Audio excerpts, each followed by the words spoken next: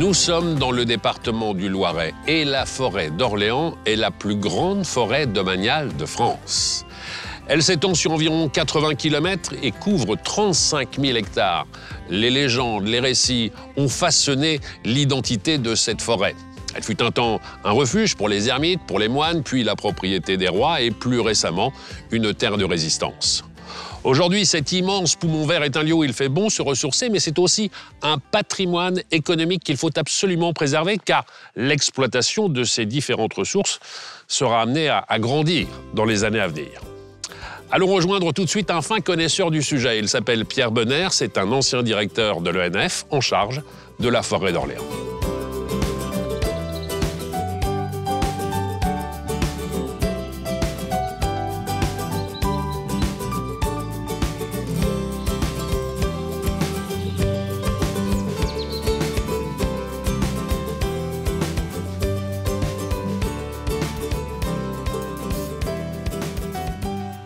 Bonjour Pierre. Bonjour Stéphane. Je suis très heureux de vous rencontrer. Et également. Dans un cadre idyllique. Tout à fait. Alors j'ai souhaité vous rencontrer parce que vous êtes l'auteur d'un livre qui est sorti il y a quelques années, qui s'intitule Forêt d'Orléans. Mythe et réalité, ça veut dire quoi? Il y a un fossé entre les deux ou le Grand Canyon? Non, c'est pour montrer toute la continuité qu'il y a dans la forêt. Bien sûr. La forêt est une histoire de continuité. Et alors l'histoire de la forêt d'Orléans peut remonter à des millénaires. On peut commencer avec les Carnutes, qui étaient une organisation religieuse celte. On y retrouvait bien sûr aussi des druides. Ensuite, cette forêt se caractérise parce qu'elle a été très rapidement un lieu de passage. Et les Romains sont venus mettre un peu d'ordre dans tout ça. On a fait des routes. Et nous avons ensuite eu des huns qui étaient célèbres, puisque là où ils passaient, il n'y avait plus d'herbe qui poussait. L'herbe ne poussait pas. Merci Attila. Et puis cette forêt est devenue royale. C'est le fils de François Ier qui en fut le premier propriétaire. Le premier, c'est Hugues Capet, qui fait que la forêt d'Orléans devient forêt royale.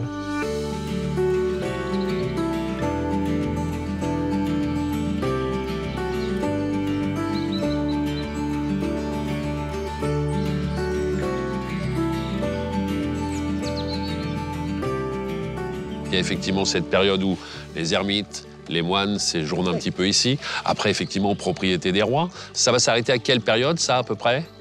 La propriété des rois, on connaît tous l'histoire, c'est la Révolution. Et après, ça s'arrête. Ça s'arrête. Et après, ça devient quoi? Et ça redevient. La forêt d'Orléans, en fait, tombe dans l'escarcelle de l'administration forestière comme forêt domaniale en 1852. Elle est devenue aujourd'hui, quand je dis propriété, j'entends bien, elle est gérée par l'ONF depuis quelle période à peu près? 1966, 1er janvier 66. Ce qui est intéressant dans votre discours, c'est qu'on voit bien qu'au fil des siècles, au fil des millénaires, les usages de la forêt, la façon de gérer la forêt aussi, a énormément évolué. La forêt d'Orléans est une forêt de production d'énergie et de matériaux. C'est le bois à cette époque-là, jusqu'à ce que le charbon de terre vienne d'Angleterre, on peut dire, c'est la seule source d'énergie. Pour Paris. Et pour tout le monde. On la faisait partir par canot, c'est oui. ça? Alors on a créé le canal d'Orléans pour fournir le bois nécessaire aux populations parisiennes et aussi à tous les gens de Beauce. On a occulté une partie importante et nous sommes ici au carrefour de la Résistance, qui est un haut lieu de cette forêt d'Orléans, qui ne s'appelait pas d'ailleurs le carrefour de la Résistance, il y a encore quelques années, qui s'appelait comment ici avant? Le carrefour d'Orléans. Le carrefour d'Orléans. Pourquoi est-ce qu'on a décidé de le débaptiser et de le renommer carrefour de la Résistance? Le carrefour d'Orléans devient carrefour de la Résistance suite aux événements du 19 août 1944, où à la suite d'une attaque par les maquisards d'un convoi allemand non loin d'ici, mais sur une route traversant la forêt, les Allemands sont sur le retrait et viennent sauvagement sortir les gens des maisons, les assassinent et s'en vont.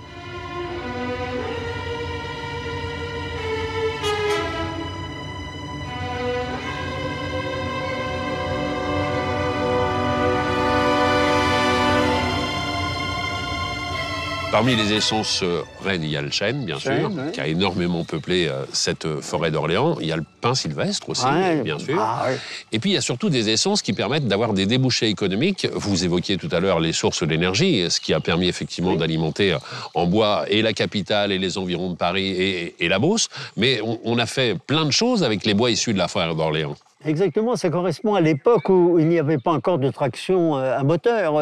Toute la traction animale et tous les débardages et les transports de bois se faisaient avec des chariots, avec des trick-balles. Le trick-balle était l'appareil qui soulevait la grume pour ne pas abîmer les semis quand on sortait les arbres de la forêt.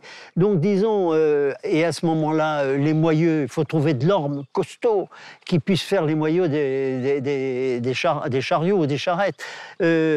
Le frêne permettait de faire les longerons.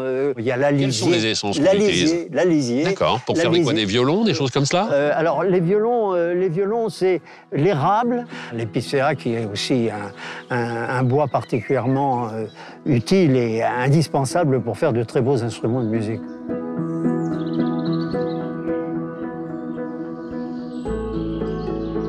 La forêt d'Orléans, comme beaucoup d'autres forêts, c'est un laboratoire du vivant. Les investigations conduisent à des résultats qui sont parfois des échecs, mais aussi des succès. La mise en place d'une forêt mosaïque est une chose importante pour préserver la biodiversité, pour multiplier les possibilités de gestion. Et je pense que nous avons aujourd'hui un état d'esprit et une attention particulière pour d'abord mieux définir cette biodiversité et aussi pour mieux comprendre que la forêt a aussi une âme. Elle vit. Il est hors de question que la forêt vive sans l'homme. Alors, avant d'arriver ici, j'avais consulté le livre « La forêt d'Orléans, mythe et réalité ».